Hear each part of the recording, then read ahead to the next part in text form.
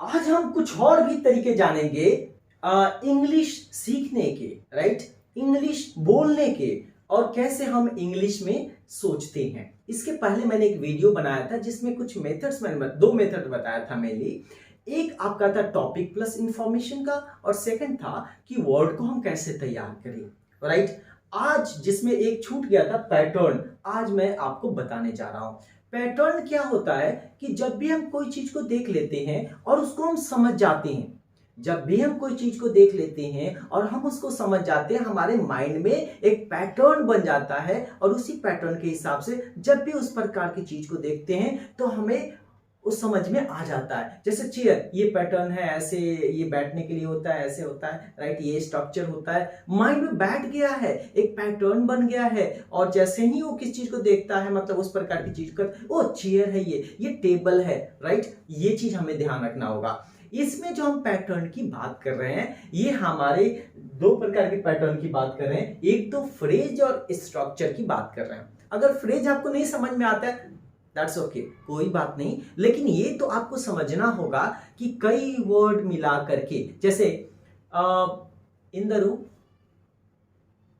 My phone, my laptop, this white board, in the park, get up in the morning. तो ये क्या है ना कि वर्ड के ग्रुप है जो हम एक साथ जब बोलते हैं ना, जैसे इन द पार्क, तो थोड़ा सा मीनिंग हमें आता है, राइट। और इन द पार्क सब एक दूसरे से जुड़े हुए हैं।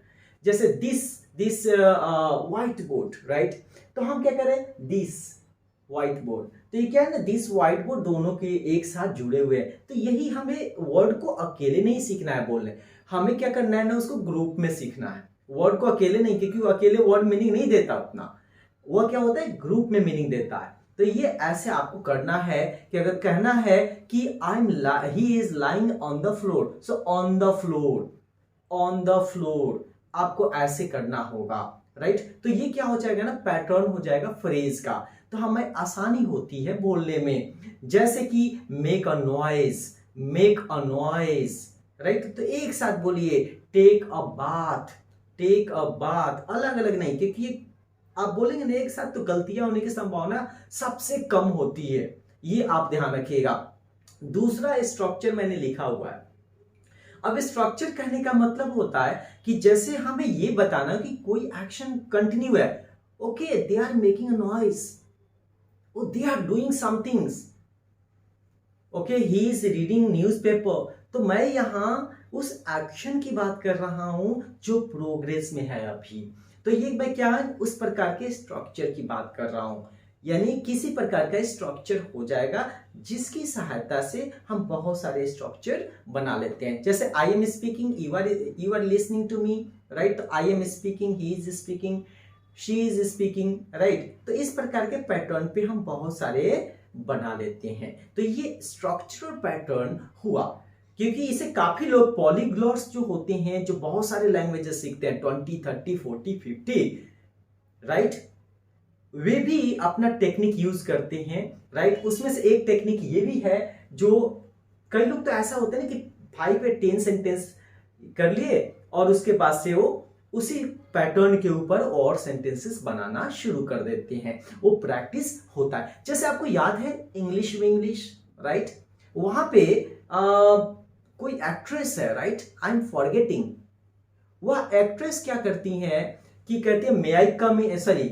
कम इन सर, तो उनको टीचर बताते हैं नो कम इन, मे आई कम इन, राइट, तो क्या कहते हैं, may I sit, may I have a cup of coffee, may I borrow your pen, right. So क्या करना होता है ना कि ये पैटर्न हो गया, और उस पैटर्न को आप प्रैक्टिस कीजिए।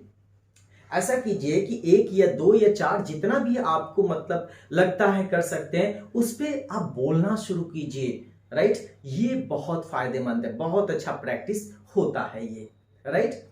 1 या 2 या 3 जितना भी आपको लगता है लीजिए और उसको यूज करना सीखिए, राइट। तो ये आपको करना है। आई थिंक श्रीदेवी है ना, ओके। अब हम बात करेंगे ये दो की।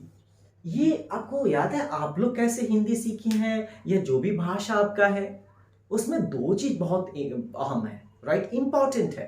फर्स्ट है ऑब्जर्वेशन एंड सेकंड है इमिटेशन। ऑब्जर्व करते हैं बच्चे, क्या ऑब्जर्व करते हैं? शांत हो जाओ, रोना शुरू कर देते हैं बच्चे।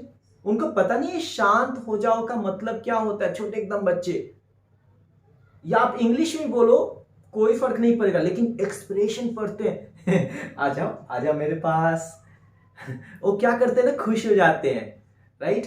तो ये एक्सप्रेशन पढ़ते हैं, क्योंकि ये जो चेहरा है ना, ये सब कुछ दिखा देता। अधिकतर चीज हम यहीं से समझते हैं। तो हमें भी जब भी हमें इंग्लिश सीखना है तो अब देखिए सामने वाले को कैसे बोल रहा है, कैसे कर रहा है, एक्सप्रेशन से बहुत कुछ पता चल जाएगा। और दूसरा, उस एक्सप्रेशन से वर्ड को मैच कीजिए, कोशिश कीजिए। ओके, ये भी तरीका बहुत अच्छा होता है, जिसको हम कहते हैं ऑब्जर्वेशन। नॉन वर्बल को बच्चे पढ़ते हैं, एक्सप्रेशन को पढ़ते हैं, चेहरे को पढ़ते हैं, और दूसरा उसको वर्ड के साथ मैच करते हैं। ठीक है। अब जो तीसरा है इमिटेशन, वही बताया था कि इमिटेट भी करते हैं बच्चे, पापा चचा, राइट। तो क्या करते हैं ना, सुनते हैं फिर उसको बोलते हैं, गलती है सही, सुनते हैं बोलते हैं। तो इमिटेशन भी जरूरी होता है, राइट। उसकी कॉपी कीजिए, करिए। You have not to think what people will think, right. छोड़ दीजिए, बहुत अच्छे से इंग्लिश आप बोल पाएंगे। So thank you. अगर आपको कुछ पूछना है और जानकारी लेनी है तो आप कमेंट बॉक्स में जरूर लिखिएगा। तो अगले वीडियो में हम देखेंगे, क्योंकि ये जो वीडियोस जो भी बनता है, ये इसके लिए 3 दिन डिसाइड किया गया है, ट्यूसडे, थर्सडे और Saturday. You can see also there. तो ये 3 दिन में वीडियो डालता रहूंगा, आप जरूर देखिए। आपका सपोर्ट मेरे लिए मोटिवेशन का काम करेगा। Thank you.